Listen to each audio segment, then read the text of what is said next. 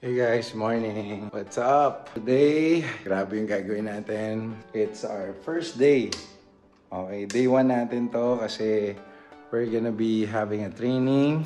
Ayan guys, so kaya muna tayo bago punta ng gym para may lakas tayo. So, meron akong eggs dito, tsaka banana, tsaka may veggies tayo. Today, malalaman natin yung pinaka-diet natin kasi gagawa tayo ng bagong game plan sa diet. Ayan, para lumabas na yung abs natin. Let's go!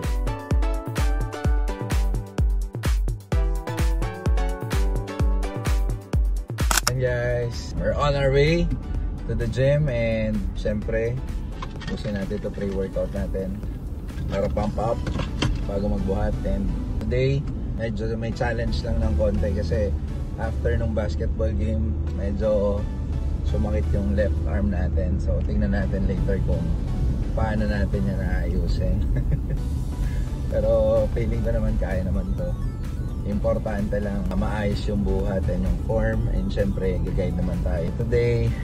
I'm excited kasi sabi ko nga kay Kat, if there's one thing that I want to challenge myself, this is one thing I want to see gaano kalaking change yung kaya kong gawin sa transformation ko physically, and syempre sa strength. Importante yan kasi syempre medyo workaholic tayo, kaya importante hindi nagde-deteriorate yung katawan natin kahit na sobrang workaholic natin.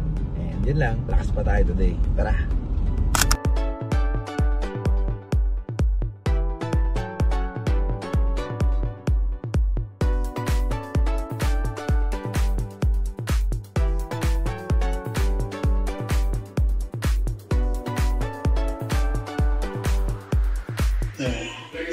Kunwari nag-fail ka na sa tennis.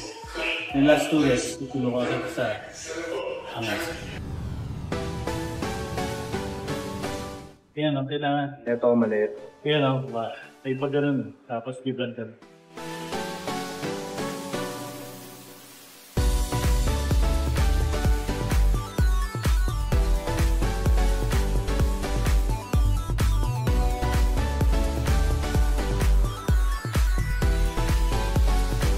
Yan guys, tapos na tayo sa workout and sobrang dami nating natutunan today and sobrang feeling fresh and feeling strong tayo.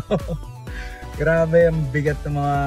Actually, technically nabubuhat ko naman siya before, pero one thing that good about what happened today with the brother Tim is that grabe si Tim pala is dito sa gym, and sinabayan niya ako sa workout, and at the same time tinuturuan niya ako ng mga konting tricks. Of course, actually hindi konti, marami na natutunan sa kanya today. Syempre ang pinaka-challenge ko lagi pagka mag-workout is yung focus. Dapat talagang intense focus ka pag nasa gym ka. Hindi pwedeng marami kang ginagawa, nagsiselfone ka, nag-iisip ka. Iba rin yung talagang sa loob ng isang oras or 1.5 hour, tuloy-tuloy yung buhat, tuloy-tuloy yung workout, and sulit na ma-maximize ng muscles and ng body mo yung routine. So that's what happened earlier. Talagang sulit na sulit. Okay, first 2 workout pa lang, pump up na. Kasi isa yan sa mga bagay na na-miss ko, na talagang grabe yung pump up talaga. So hinahanap ko yung strength, hinahanap ko yung lakas, hinahanap ko yung bomba ng katawan, no? So grabe din yung tinuturo niya, and yung routine sobrang nakakatawa kasi isa sa mga natutunan ko today is yung syempre yung body composition ko ngayon, yung muscles ko.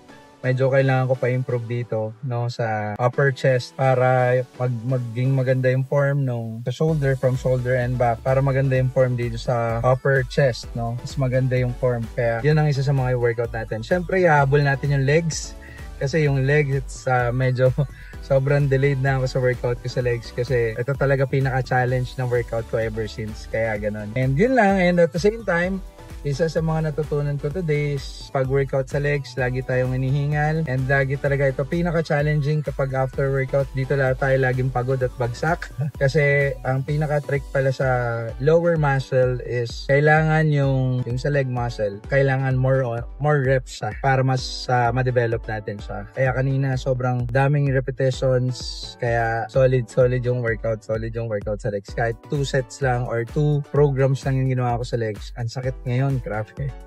Good luck naman later. Pero excited ako, and at the same time, 'di ba? This is the first set. Ngayon naman punta tayo sa meal prep. 'Yun ang pinaka-importante na isa sa mga foundation na kailangan natin ayusin is yung food intake. Yan.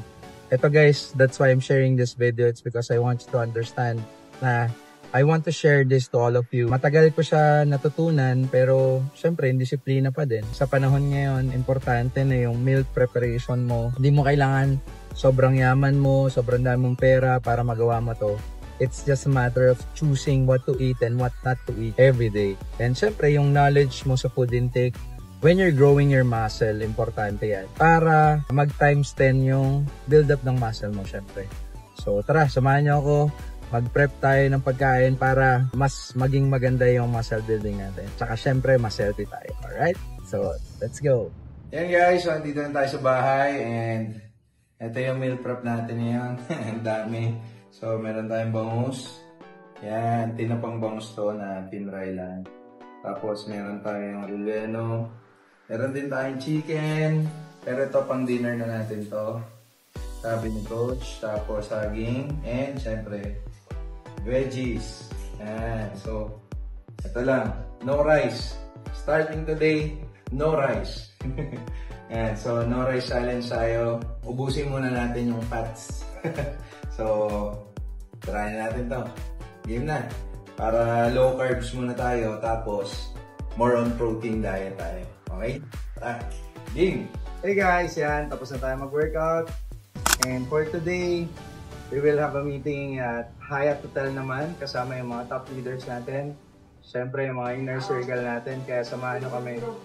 Doon naman tayo ngayon after. Okay?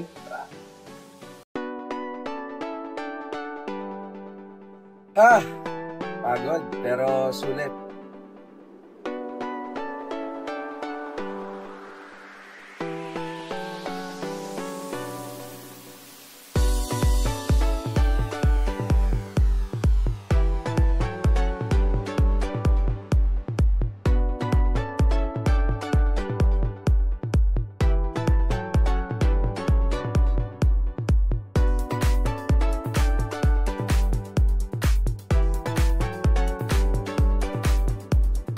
Hey guys, we're done sa meeting natin today.